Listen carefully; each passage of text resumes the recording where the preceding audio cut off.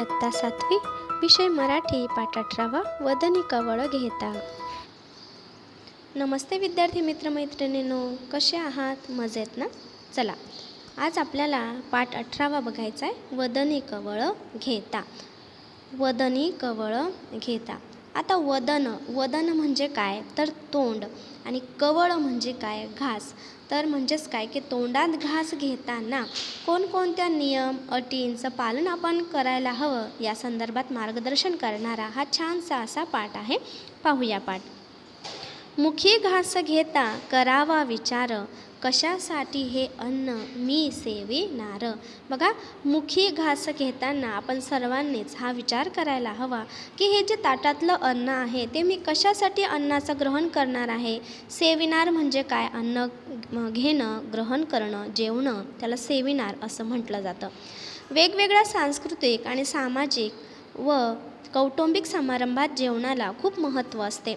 मिष्टान्नम इतरे जनः हे मनुष्य स्वभावाला धरूनच आहे. म्हणून अशा समारंभात पदार्थांचे वैविध्य व रेलचल असते. बघा, आपण जर कोणाच्या घरी पाहुणे म्हणून गेलो तर तिथंही आपल्याला आपल्या भारतीय परंपरेनुसार अतिथी देवो भव खूप असं आग्रहाचं आदरातिथ्य केलं जातं, आणि आपल्याही घरीच पाहुणे आल्यावर आपण त्याच पद्धतीने करत असतो. आणि यामध्ये काय होतं तर जेवताना, जेवण वाढताना पदार्थांचं वैविध्य खूप असतं.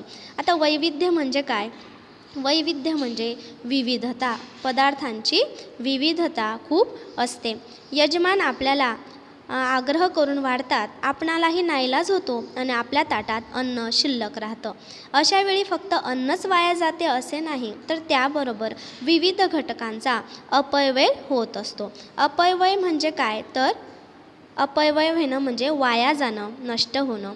आता या जेवणासोबतच अन्न पदार्थांसोबतच विविध घटकांचा अपव्यय होतो.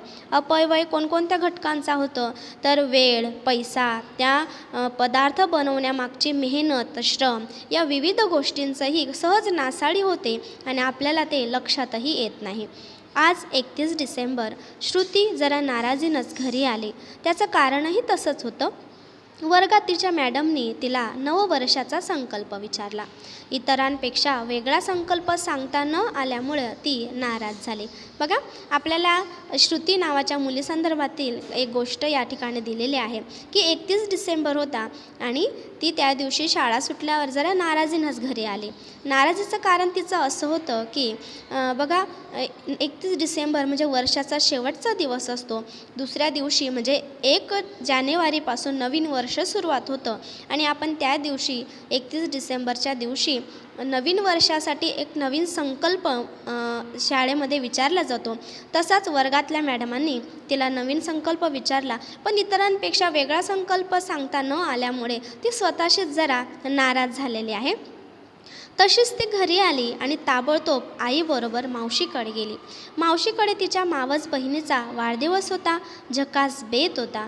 गुलाबजाम, केक, कचोरी आणि पुलाव सगळं श्रुतीच्या आवडीचं. पण तिनं एक गुलाबजाम खाल्ला आणि डिश बेसिनमध्ये ठेवून दिले. बघा, श्रुतीचा जरा मूड ऑफ असल्यामुळे तिने काय केलं, मावस बहिणीच्या वाढदिवसाला आईसोबत ती गेली. त्या ठिकाणी विविध पदार्थांची रेलचेल होती. त्यामध्ये गुलाबजाम, केक, कचोरी, पुलाव सगळेच पदार्थ होते. पण मात्र तिचा जरा मूड ऑफ असल्यामुळे तिने काय केलं, पदार्थ ताटात तर घेतले, पण खाताना फक्त एक गुलाबजाम खाल्ला आणि पूर्ण डिश बेसिनमध्ये ठेवून दिली.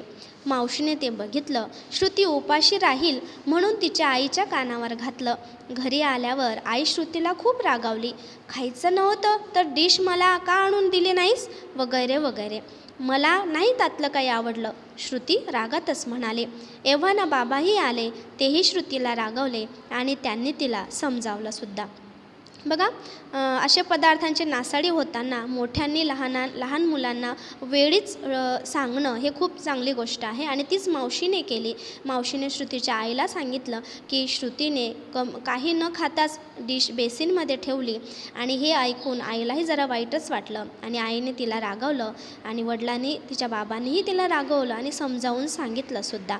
खट्टू मनानं श्रुती खुर्चीत मान खाली घालून बसली होती. दूरदर्शनवर बातम्या सुरू होत्या. श्रुतीचे बाबा बातम्या ऐकत होते. श्रुतीनं सहज वर बघितलं.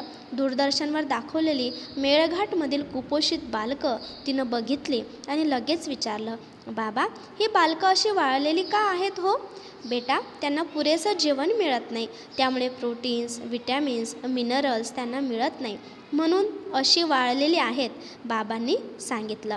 बघा, या ठिकाणी किती सुंदर तिने प्रश्न विचारला की बाबा, हे मेळघाटमधील जी बालकं आहेत ती एवढी कुपोषित का आहेत? त्याच्यावर बाबांनीही तिला छान स्पष्टीकरण दिलं की या मुलांना, या बाळांना प्रोटीन्स, विटॅमिन्स, मिनरल्स मिळत नाही आणि म्हणून ती अशी वाळलेली आहेत. पाठाचा पुढचा भाग आपण पुढच्या तासिकेला पाहूया. तोपर्यंत धन्यवाद.